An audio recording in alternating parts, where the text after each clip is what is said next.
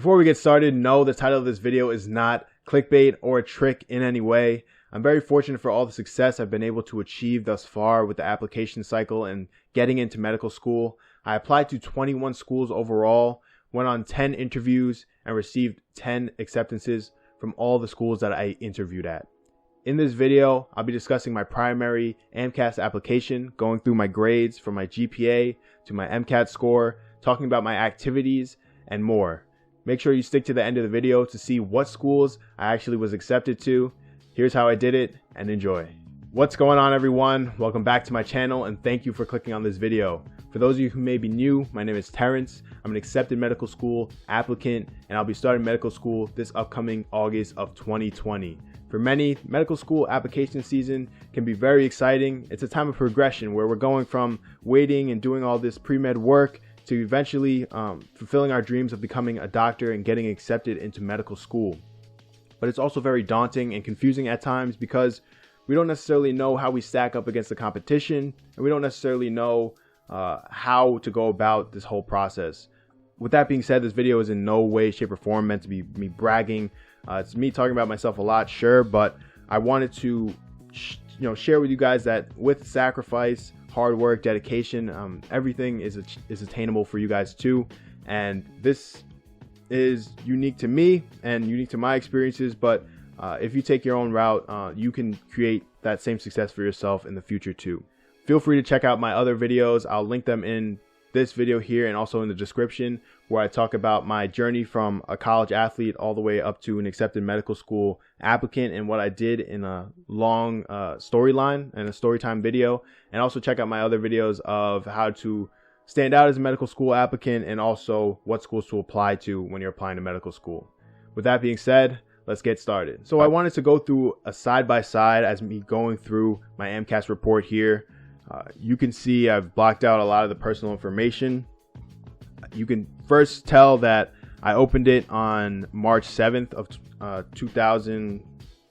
Oh, that's today. Yikes. You can see my submission date was essentially the first day that it opened. I didn't know that it actually had opened on the 31st, so I was going through and I was checking it, and I realized that at 11:05 p.m. that it was actually open to submit. So I submitted it. I was pretty much just going to be submitting it the next day on June 1st. That's when I thought it would be done. And you can see here it takes a little bit, around 11 to 12 days for it to process. The earlier the better, so make sure you get those applications in super early. Here's my academic record of all the grades that or all the classes that I took. I don't want to go through them in detail here. You can pause the screen and take a look at it yourself, but I wanted to just show, essentially just A's and B's throughout the entire thing. I was a biology major, and I'll talk about that a little bit more coming up here. So I'm just going to scroll through. You could pause it at your discretion to kind of check out the grades that I had in each class.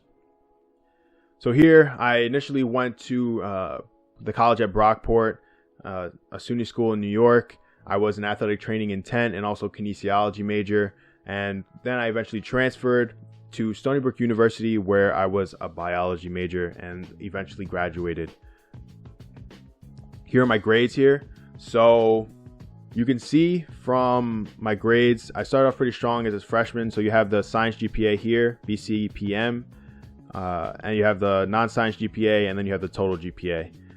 So overall, I started off pretty hot with the sciences. I wasn't really taking that many. I was probably just taking chemistry and some anatomy and physiology courses for my kinesiology major and my athletic training major. Then as I transferred a little bit, I kind of got hit a little bit hard when I was transferring schools. But eventually I picked it up at the end and finished with a 3.73 overall in my senior year. Then you can see here my overall GPA was a 3.62 with science. A non-science was a 3.77, and the overall GPA was a 3.68. I made another video about how I increased my MCAT score from a 500 to a 513. Make sure you check that video out if you're interested in seeing how to increase your score. And also, I made another video of my MCAT study plan of how I achieved that 513 in just 3 months. So make sure you check that video out too if you want to help design your own study plan. And so you can see here my MCAT scores, 513 on my second attempt, and a lot of schools like that I was able to increase this much, and it was something that made me stand out for sure. So let's get started with the activities, a lot of things that people want to see.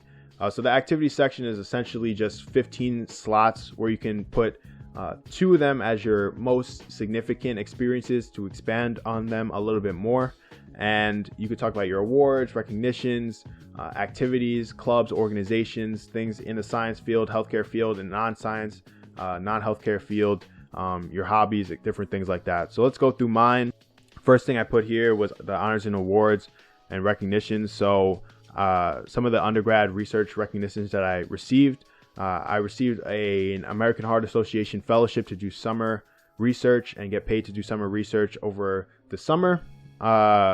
Just essentially continuing a project that I had started in my undergrad lab throughout the summer, and I wrote up an application and I submitted it, and I was fortunate enough to receive that fellowship award. I also received the Researcher of the Month award for my undergrad, which was something that was a surprise to me. I didn't even know that I was eligible, or I didn't really apply for it. I just got a call or an email, and that said that I was selected for the award. So it was something that surprised me, but it was something that was very gratifying for me, showing that my research was, and the contribution that I was making was recognized, which is cool. The next thing, research wise, again, I had a couple posters. So I was first author in a couple posters. Two of them that for the first author, I presented at 2 different symposiums and conferences. And then I was second author on a couple posters. One that was presented at a national conference, American Society for Neurorehabilitation, and another one that I was the second author on at a research project that was presented at my undergrad research symposium. All right, so the third one here is community service volunteer, non-medical or clinical. I created my own charity basketball tournament in my community, my neighborhood. This was something that was super fulfilling to me, as I wrote here, and I was able to put together something that was unique in my neighborhood and also combine charity work, donations, and also a sport that I love, which is basketball. So that was something that was great for me, and a lot of people asked me about it in my interviews. Just being able to found and start something new and initiate something new was something that made me stand out for sure. Also, another thing here, so community service volunteering that I did, which was medical and clinical. I did research, or I did a little bit of research, but also I was a volunteer for this program called Fit Kids for Life, where it's basically a program that allows overweight children, high school or lower, to be able to get training and exercise advice, and also diet advice and nutrition advice to kind of help their cardiovascular health. And most of them are obese or at risk for cardiovascular diseases. So this is an experience for me to really get to learn a little bit more about how to take care of people with those issues through diet and exercise. And they also did a research study on these on the program, so I was able to get involved with some research with them too. Next thing was next thing here, the last thing on this page was I was vice president and the public relations director for my school's pre-med society. You could read the description there, but that was something where I was able to instill some change in the program and instill some change in the club, some things that I didn't like, and we were able to really work together as a team. Being part of different teams like this really show that you are somebody that enjoys working in a team environment and likes to put yourselves together to make a difference in your university. So especially with something with pre-med, it gave me a lot of exposure to what it's like to be a pre-med student, and I got to meet a lot of cool doctors and advisors through that process, which was cool. Next thing, so this was one of my most important experiences. I did a summer research internship and shadowing at the Hospital for Special Surgery in New York City. And I just wrote about, how the experience with this physician helped solidify my love for medicine, and also gave me an exposure and experience with surgery and also how to take care of patients. And I was able to help publish a rotator cuff pathology chapter in a textbook, which was really my first experience with taking research and implementing it into publication. Okay, so the next thing here is another significant thing, was another research thing, which was my undergrad research at my undergrad lab. So I did research in post-stroke walking rehabilitation. So our lab is called the Rehabilitation Research and Movement Performance Lab, and essentially we work on novel ways to help people with lower limb hemiparesis or one-sided body weakness to be able to walk effectively post-stroke or post-neurological damage. So I was able to write about this and how this really helped me develop as a scientific thinker and understand medicine from a different lens, and really introduced me to research and medicine in that way. So that was a cool thing that I was able to expand on. And a lot of people, when I went to interviews, I didn't really get a question of whether or not no one really asked me about some people asked me about my research, but people didn't really doubt that I was somebody that loved research because I wrote about it so extensively in my application, and they could tell that it was something that was true to me, and it wasn't something that I was just checking off the box with. So if that's any advice, is just, if you're going to do research or you're going to do anything, just go full on in it and really enjoy it and embrace it, because you'll be able to talk about it and people won't really doubt that you have an interest in it. The next thing here was some paid employment in the medical clinical space. So I didn't really take the traditional route of doing medical scribe or working as a medical assistant or EMT. I did something kind of unique where I was interested in fitness and exercise, and I was a personal trainer. So you're going to see also, I think you could do 3 meaningful experiences, because I think I think you could do 3. But nevertheless, I did functional rehab therapy for people as a personal trainer. So I would take people that were either post injury or post surgery, post operative, and help them transition back into functioning athletes, or taking people with diabetes or osteoarthritis and working with them through strength and exercise and nutrition to help improve their well-being. So that was a unique experience, kind of simulating a doctor-patient relationship or a therapy relationship, where I was, taking somebody with an injury or taking somebody with a deficit or disease and helping rehabilitate them back to optimal function, which was, super gratifying for me and a unique experience that not many people tend to do. So this one here, next one, an extracurricular activity that I did. I founded, because I was a personal trainer, I founded my own basketball strength and conditioning program at my high school alma mater. And I pretty much went back to my school, and because I had a lot of connections there, I was able to implement this program and work with students over the summer to do strength and conditioning exercises early in the morning. So when I was in high school, we didn't have that, and it was always something that I wanted, especially as somebody that wanted to play basketball at the next level in college. So I wanted to, kind of give back to my community by doing that same thing and helping out those kids that are really dedicated to the craft of basketball and want to really take care of their bodies and improve their strength and conditioning. So I was able to implement that program and list it on my activities here. This is paid employment. I put it as non-medical clinical because not all of my training was dealing with people with injury. A lot of people also wanted to just get better aesthetically. So I talked about how working as a personal trainer really just helped me make a difference in a field of healthcare that I felt was really lacking in quality. I would often see people at the gym getting trained by these trainers that are either texting on their phones or not paying attention or just counting reps and not actually giving them any advice or really time of day.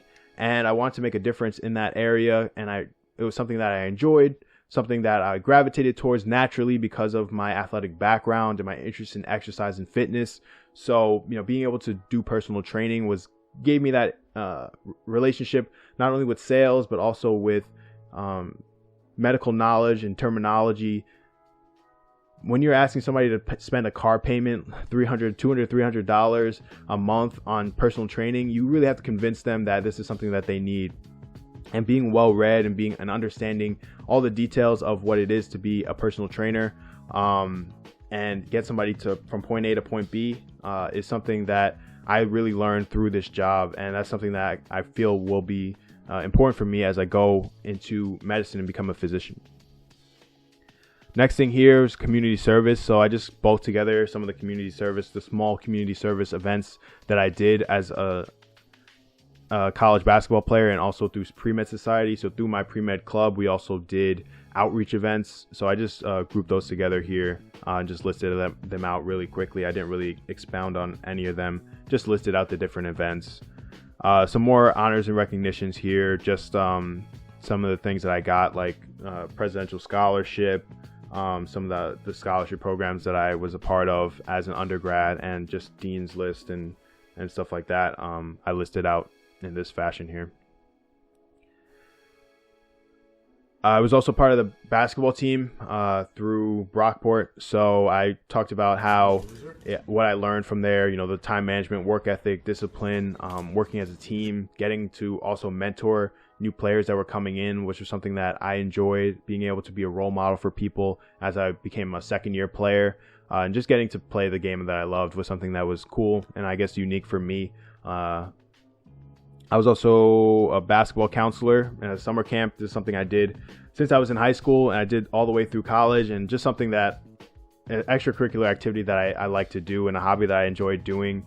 I loved working with the kids, and it was always something that hyped me up over the summer, and just I guess gave a little bit more about me, about what I like to do. So I just added that in there. And the next thing is my personal statement, and I just blocked it out because, for one, I want you to go watch that video. My personal statement is essentially just that video where I talk about going from a college basketball player to a med school applicant, or a med student. So just go watch that video. I'll tag it in this one again here. And also the personal statement. I feel like everybody is different, so there's nothing really to take away from mine. If you want to see my personal statement in detail and see how I wrote it and kind of like my formula, feel free to email me. I'll put my email in the description. All right, so now the juicy part, what everybody is interested in. Where did I apply, and what schools did I get accepted to and interviews from?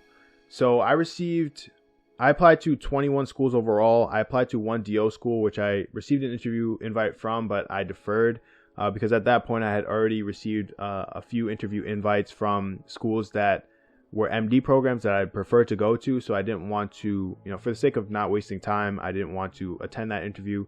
So I deferred it. I applied to all 20 of these schools here listed, including these two at the bottom, University of Massachusetts and also Will Cornell.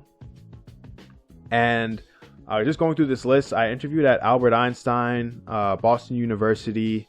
I didn't receive an interview from Columbia. I interviewed at Hofstra here, Donald and Barbara Zucker. I received an interview invite from Drexel, but I deferred because at that point I had already heard back from a different school that I was more interested. I think at this point I had already received a lot of interviews, and I wasn't 100% sure that I wanted to go to Drexel. I received an interview from George Washington, but at this point I had already received multiple medical school acceptances that I'd want to go to over George Washington. I didn't receive an interview invite from Georgetown or Harvard or Mount Sinai. I did receive an interview invite from Temple, but I chose to defer. Renaissance School of Medicine, Stony Brook, I received an interview invite from them, and I went on an interview to Rutgers School of Medicine, or Rutgers, New Jersey Medical School. I didn't receive anything from Robert Wood Johnson.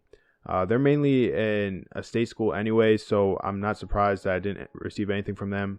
I interviewed at Sidney Kimmel Medical College, SUNY Downstate I interviewed at, Tufts, UConn, both interviewed at, and I received an interview invite from Maryland, but I chose not to attend because at that point I already had multiple medical school acceptances that I would want to go to over Maryland, so I chose not to attend there. And I received and went on an interview at UMass, but didn't receive anything from Will Cornell. So those are the schools that I was accepted to, the ones that I went on interviews at. So Albert Einstein, BU, Stony Brook, New Jersey Medical School, Sidney Kimmel, Downstate, Tufts, UConn, UMass, and one more that I missed, and Hofstra. So those are the 10. Thank you for watching this video. Thank you for everybody that made it to the end. I know this video is going to be pretty long and pretty dragged out, but if you're really interested in all this information, thank you so much. If you have any further questions, please leave it in the comments below. Make sure you subscribe if you enjoy this video, and like the video if you enjoy it. It really helps me get my channel spread and grow my channel. If you have any other questions, like I said before, leave a comment down below. Good luck to everyone applying this cycle. It's very daunting sometimes, but make sure you keep your head at the at the end of the tunnel and keep always thinking about that positive end of getting accepted into medical school and chasing your dreams of becoming a doctor. Good luck to everyone. Stay tuned for more videos coming every week, and good luck, and let's get it.